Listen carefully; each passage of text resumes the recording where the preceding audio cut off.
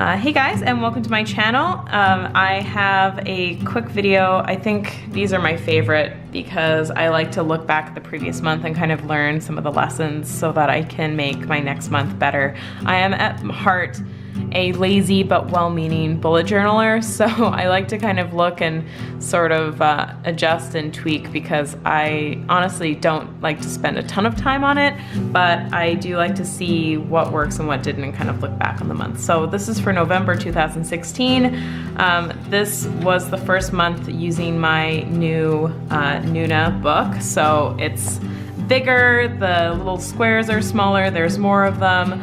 So it was a learning curve there. I do like this book a lot more than the Leuchtturm, I think, just because the layout just gives me a lot more freedom. I really like to have my whole week layout on 2 pages, and it just gives me a bit more room to do, I'm sure that is now very obvious, adding a food journal. So I am drawing out the food that I eat each day, with a few exceptions like being sick or, you know, just not getting around to it. But generally I try to draw out what I eat each day, and that's really worked for me. What I do is I'll quickly sketch out what I've eaten, and then when I have more time, go back and then color it in and add more details and stuff like that.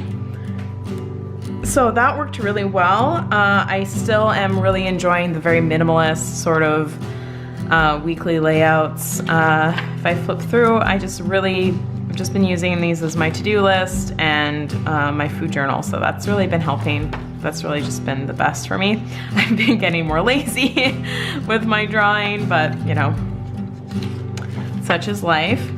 And here we go. For the first time, I'm like making a concerted effort to use my habit tracker. Things kind of fell off the rails the last week of November. I'm just having a hard time just kind of getting to swing of things.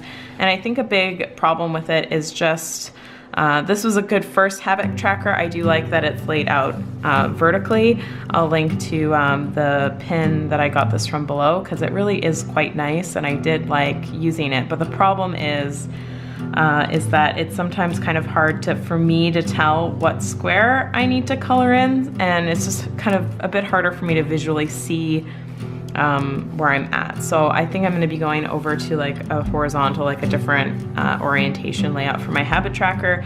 I'm going to change some of the habits that I want to track, and I'll be a bit more clear with habits that I got close to. So I did like I ended up halfway through the month realizing that if I didn't get a full 8 servings or a full 2 servings, maybe I got half, or you know, didn't quite get that, but I still got most of it, then doing a little X or some kind of other thing to indicate that I still did an effort. I didn't fully complete it, but I did make some progress towards it. So I'm going to be changing some of that, but it worked quite nicely. I'm not going to spend too much time on this. This is my lazy Christmas list. If you are on my Christmas list, please just skip over this. Don't look too hard. But it's nothing special, just like an easy list of stuff that I want to buy people, and then a list of things that I am going to be bringing to Canada because I'm living in Sweden. I'm going home to Canada for the holidays, and a list of things that I want to bring to Canada and a list of things that I want to bring from Canada. So the list of bringing things home is quite a bit larger than the list of stuff to bring to Canada, but there you go.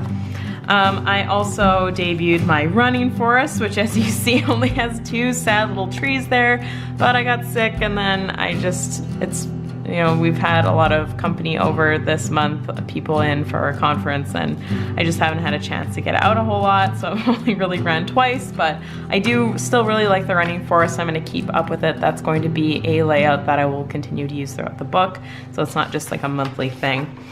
And then I didn't do a video on this because it's way too specific, but in Sweden they have something called, I'm really not sure exactly how to pronounce it, but glug or glug, or I've heard glug, I don't know. So it's a mulled wine, so you put a bunch of spices in, red or white wine, and you heat it up and you get this like delicious warm drink, and they've got about 10 plus varieties of it in the liquor stores here in Stockholm, so I've made it a mission to try all of them and kind of put my own rating. So I'm a little bit behind. I've tried, I think, 6 so far, and then there's also a bunch of recipes I want to try, so I thought it might be cute to have a little glug log and see which ones stand out at the top.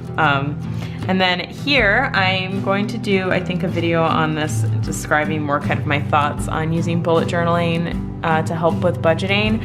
But for me, the most important thing is just kind of using it to limit my spending. So what I'm doing is that things at the top down are non-cosmetics and things at the bottom up are cosmetics. And I'm just keeping track of how much they cost, where I buy it, and if I purchased it, or I'll cross it out if I decided I didn't need it after all. But it's a really good idea for me to kind of, if I'm trying to decide what I want to buy, to look here and kind of see if there's other things that kind of are higher up on the priority list and try to allocate money towards that, because I want a lot of stuff and it's good to kind of space it out and be a bit better with my consumer spending. So things that are not necessary but things I want, I could put here. And this is sad. I thought it would be great because we don't have a printer and I really wanted to start knitting this one pattern, so I thought I would write the grid out for the pattern in my bullet journal, and I screwed up here, didn't have enough space to do it here, put it here, screwed up again. So just to show you that like mistakes can happen in a bullet journal and it's fine. It's just gonna be a nice little memory of my little failure here. And then my last page for November is, as you can see, I did my bullet journal. In my bullet journal this month, I did a lot of different sorts of, like, I did food journaling. So if I'm gonna put some of my most frequently used food doodles and things I'm not quite sure how to draw, I'm just gonna put them here. Thought it might be cute to kind of put some foods that I enjoy eating, but I just have a few examples because I had a video that I made a video about this. So this is it. Things I've learned. So I'll do really quick the things I've learned, I think, is that it's important to take a bit more time for my bullet journaling. I kind of have been a bit lazy to spend a little bit of time each day on it, once in the beginning of the day and like a minute at the end of the day, because that's really important for my habit tracker and also for my food journaling, both at the beginning and at the end.